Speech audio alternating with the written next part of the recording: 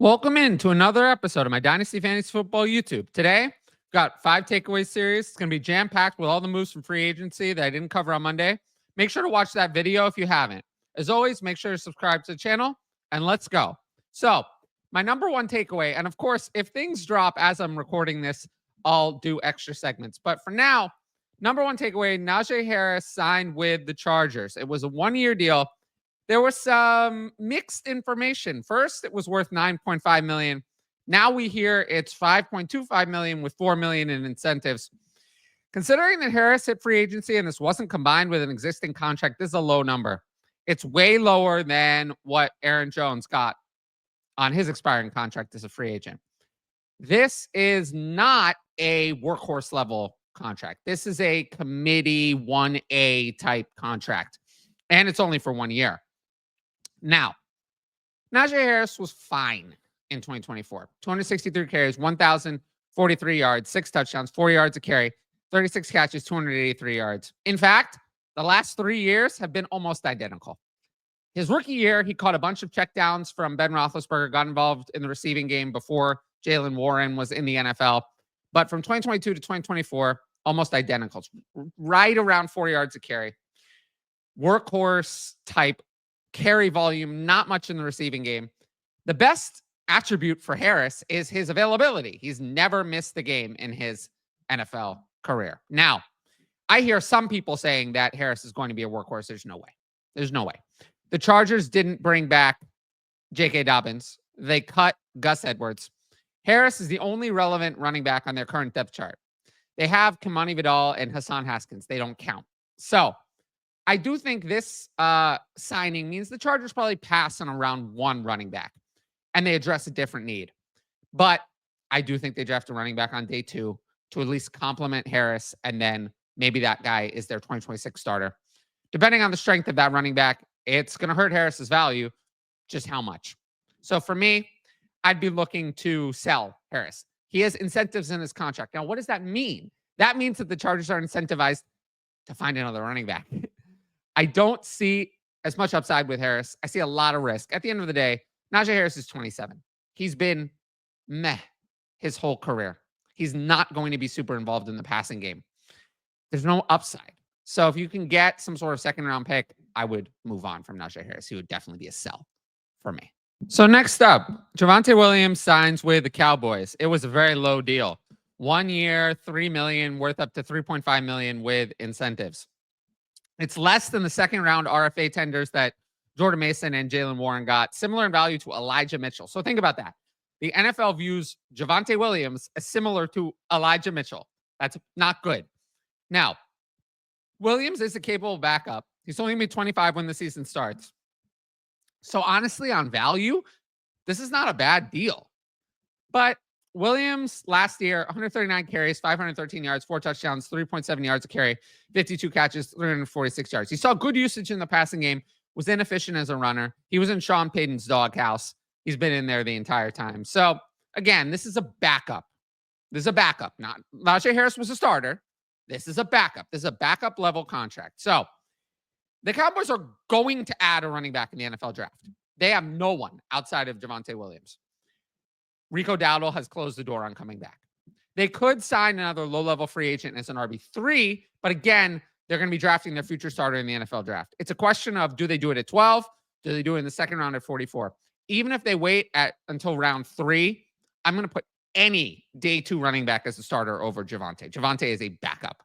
Now, I have heard some people saying, if Javonte Williams survives the draft, that's not going to happen.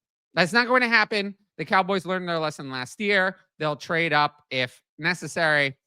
This is backup money. We saw that Williams was not great in 2023 and 2024. Never been the same after his injury. Whatever the return is on Javonte Williams, I'd take it before his value is shot. He got a lower contract than I expected. So, yeah, I have no interest in Javonte Williams. Haven't for years. And he'd definitely be a sell for me. So next up, Daniel Jones signs with the Colts. He was between the Colts and the Vikings. I think he went to the Colts because there's a better chance of playtime there. He signed a 1-year, $14 million contract worth up to $17.7 million. Those are probably playtime incentives. Backup quarterback salaries have gone up, But this is it's not a starter. Justin Fields, $20 million. That's a starter. This is it's not a backup. Backup kind of tops out at 8 to 10 million. This is right in between. So I expect Anthony Richardson to start week 1, but on a very short leash. Basically, here's how I see it. There will be a competition. Daniel Jones cannot win the competition. There's nothing Daniel Jones can do to win it. Anthony Richardson can lose it by being horrible. But we know what Daniel Jones is. He is a backup. He no longer has the running ability he did pre-ACL tear, which was the only thing that made him even a low-level starter. He is not the next Sam Darnold. I don't see that. He's never been accurate enough. He's never thrown for above 7 yards per attempt in any season. There's nothing with Daniel Jones. So the only reason he's there is to keep the team relevant if Anthony Richardson is either bad or gets hurt. And I do like it in the sense of if Anthony Richardson gets hurt, Daniel Jones is far more similar to Anthony Richardson than Joe Flacco was. Not that they're the same player, but you wouldn't have to change the entire offense to accommodate Daniel Jones. Now, what would I do? I would consider, with Daniel Jones, there's nothing to do. As for Anthony Richardson, I'd consider buying low, but only if it's really low. To me, this type of addition was priced into Richardson's value. Nobody thought that the Colts would add no relevant backup. I think there were some fears the Colts could add a starter, as in Justin Fields, someone who could be ahead of Richardson. Sam Darnold, there was some discussion, not really, or some veteran who's more of a potential starter like Aaron Rodgers or Russell Wilson. I've never liked Richardson. Never. I've never liked him. I've never been a big fan. But there is a value at which I'd have to take on a player. So if he comes dirt cheap, I'd consider it because let's say it was a 26-second. There is no other asset you're going to get for a 26-second in Superflex that has the potential to be a high-end asset. So that's what I mean by extremely low in Richardson's case. But again, it has to be extremely low. I'm not sending any sort of first after Richardson. We're way past that point. Now, if you like my YouTube content, you should sign up for the Patreon. Right now, I'm offering a 50% discount at all tiers using code TylerYT. You can sign up, patreon.com/fantasy advice. You can click on the link in the top right corner. You get my rankings, access to Discord, all my write-ups, DM fantasy advice, and the ability to ask in advance questions for the YouTube videos. The big thing there is the Discord. That is where I go over all of the free agency news, all news. We go over it immediately. You don't have to wait for me to release a video. You don't have to wait for anything like that. I go over it immediately. So that's, I think, the thing I'm really trying to emphasize about the Patreon. Tiers begin at just $5 a month, $250 with that discount. Now, if you want to know more about the Patreon, check out my Why You Should Join the Patreon videos on the channel. They're under Patreon promos on the homepage. And the most recent one I did a week ago, it'll tell you all about everything that I'm offering. But with that said, let's move into my next storyline. So surprisingly, free agency has been a little short on some of the big stories so far. A lot of players are still unsigned, but this also kind of went under the radar. Jordan Mason received the second round RFA tender from 49ers, like Jaylen Warren. It's worth $5.35 million. And again, it means that any team signing Mason to an offer sheet would have to give up a second round pick. Nobody's going to do that. Unlike Warren, I do think there are some teams that might be interested in trading for Jordan Mason using a day 3 pick. But if that doesn't happen, Mason, not Isaac Guerendo, is the backup to Christian McCaffrey. Mason was really good last year. 12 games, 153 carries, 789 yards, 3 touchdowns, 5.2 yards a carry, and 11 catches for 91 yards. Extremely efficient, and he was leading the league in rushing yards for a while. He averaged 21 carries and 105 rushing yards a game in the first 5 weeks as the clear starter. He is a 0 in the passing game, though. So if we had to pick, Jordan Mason makes more sense as a complement to Christian McCaffrey than Isaac Guerendo. So if another team trades for Mason, I could see them doing that. But if, it's these 3 backs, I'd consider selling Isaac Guerendo. I think some people think that Guerendo will be backup over Mason. I can tell you 100% guarantee that's not happening. Mason is far better than Guerrero. If Christian McCaffrey went down and both players are there, Mason would get the first shot, not Guerrero, to be the starter. Additionally, I am concerned.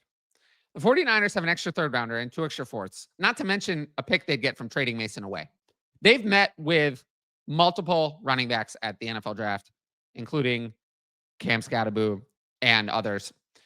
They're clearly not comfortable going in with just CMC and Guerrero. Otherwise, they wouldn't have bothered to tender Mason at this level. So I do think Guerrero is going to have competition for the backup job. He's going to turn 25 in the summer. I'm just not very interested in Guerrero. So some people still think he has a lot of potential. I don't think there's any universe, unless what happened last year, where there are multiple injuries, in which Guerrero is the workhorse for this team. So he's definitely more of a sell than a buy for me. So there's a bizarre piece of news when Kenny Pickett was traded to the Browns. I don't really get this one. The Browns traded a 5th rounder and Dorian Thompson-Robinson for Kenny Pickett. Okay. Pickett's in the final year of his rookie deal. They're obviously not going to pick up his 5th-year option of $22 million that they have to decide on by May 2nd. So they traded a 5th for a year of Kenny Pickett, I guess. I don't really understand.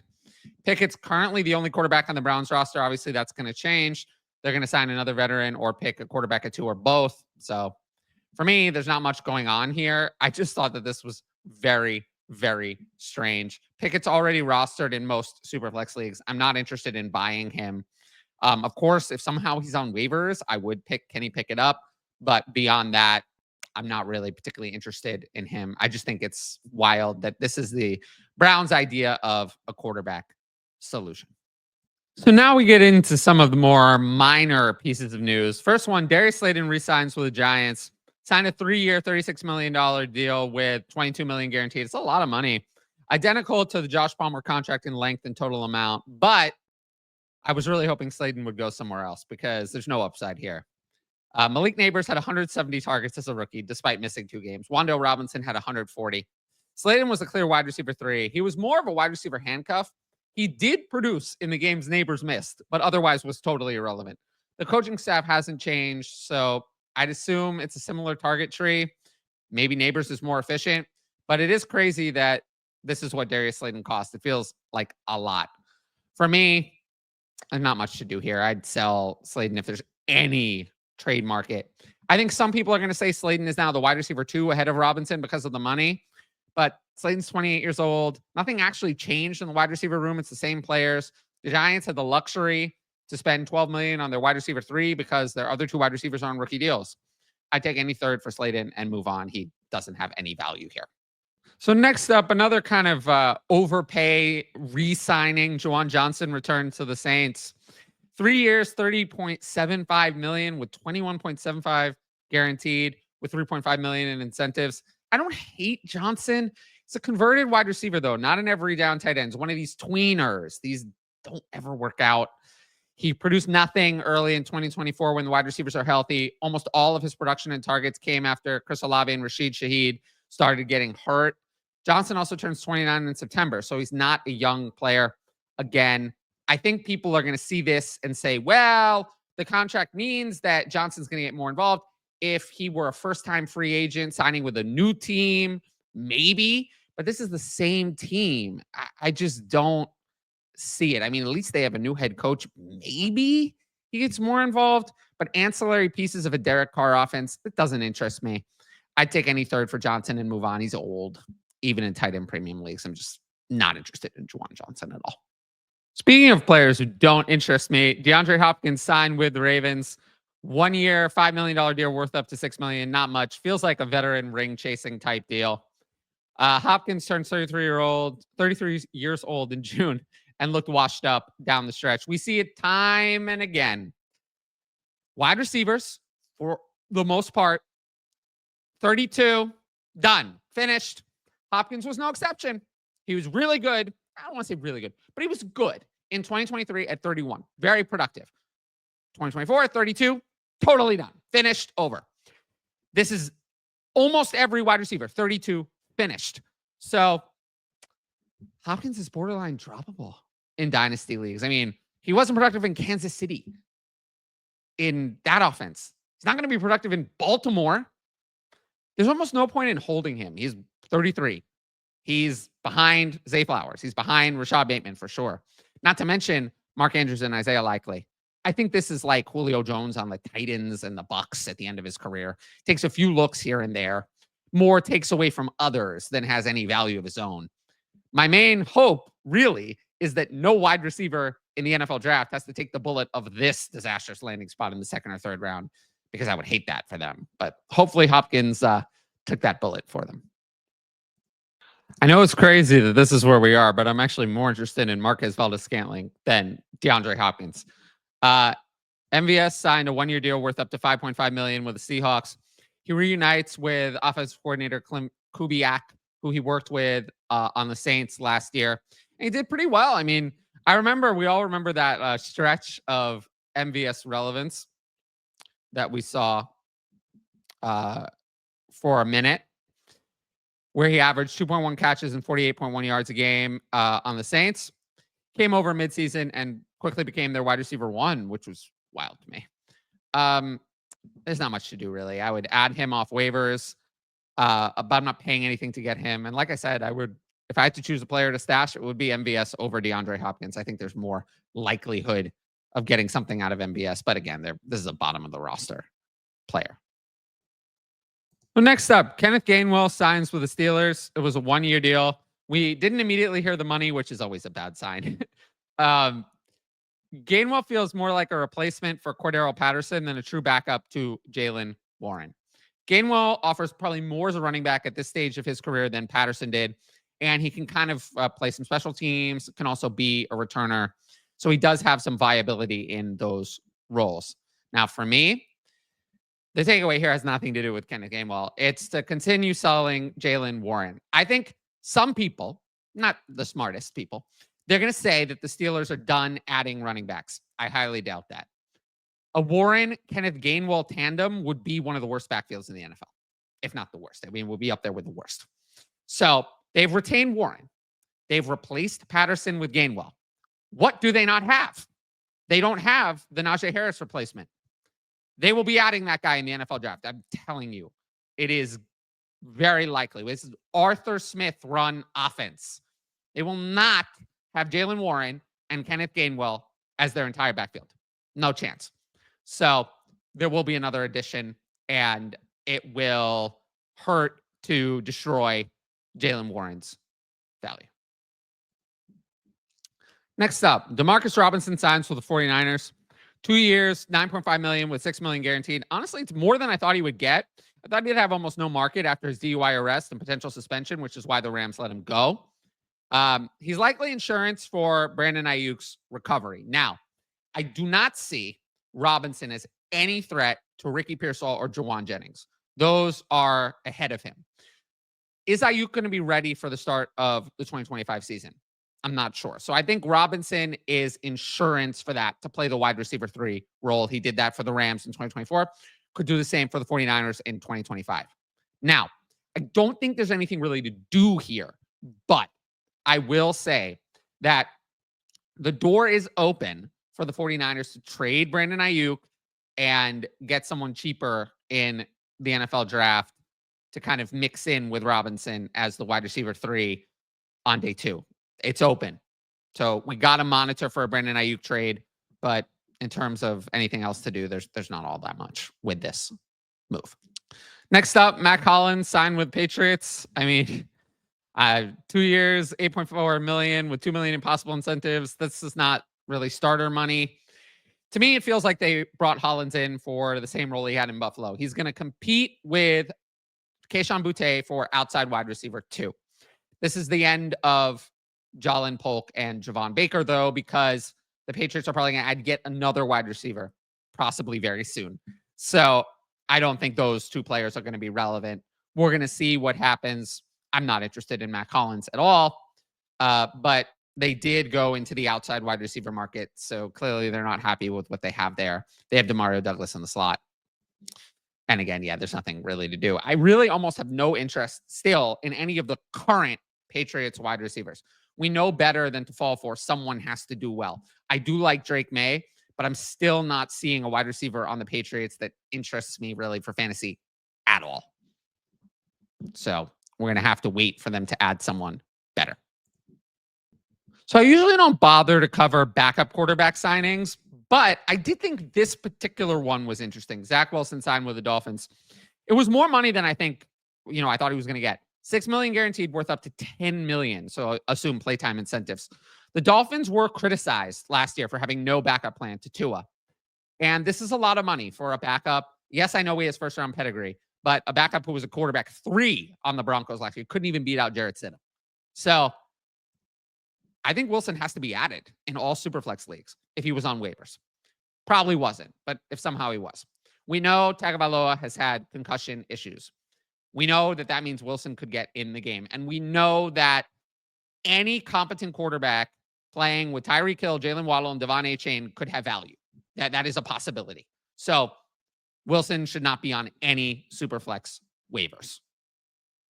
So coming to the end of this video, but Ty Johnson re-signed with the Bills, 2 years, $5 million. It's a decent amount, actually. And I do think it signifies we're running back 2024. So Johnson played more than expected in 2024, eating into Ray Davis's backup role, which kind of surprised me. I thought that Ray Davis would be a lot more involved. Ray Davis struggled with some efficiency.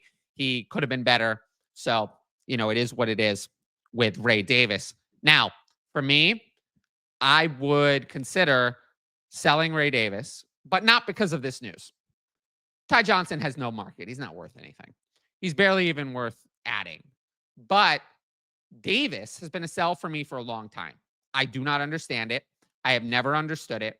Dynasty managers have like a thing for Ray Davis. I kept hearing last offseason, Ray Davis will become the starter. Yes, become the starter. He will not become the starter. Ray Davis is like a few months younger than James Cook. He turns 26 in season. He's not even the 100% clear backup.